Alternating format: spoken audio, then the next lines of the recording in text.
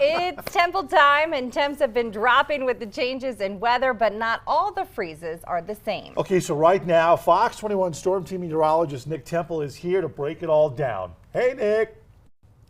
Hey guys, the season has continued to change and we've seen our first freeze and frost of the year, but I wanted to go over the difference between a typical freeze and a hard freeze. Now the obvious here is that it's a temperature difference between the two.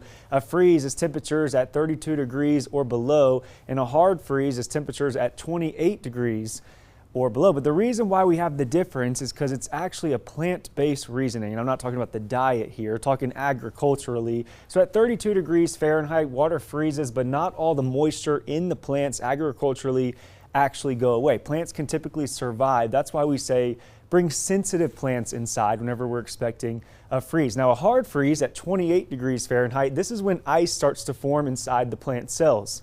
Because of that, plants cannot recover and it calls for irreversible damage. And with that being said, that marks the end of the growing season, and that's what's special about a hard freeze. So the impacts plant-wise, it can kill tender vegetation at a normal freeze, and a hard freeze though, like I said, ends the growing season, but it can also create some damage to unprotected pipes. So obviously once we get to a hard freeze, things are just a little bit more crucial in terms of protecting the things, but the impacts continued. Normal freeze, obviously if you're a person sensitive to the cold, you can really feel it. Frost starts to end up on windshields and also on cars, and then hard freezes, like I said, damage to pipes and also bringing those pets in. So cold is cold nonetheless. A freeze or a hard freeze is gonna feel chilly. We definitely need to know the difference between the two so we know what needs to be protected, but nonetheless might need a jacket or two on days like this. So for Fox 21, stay warm. I'm Nick Temple.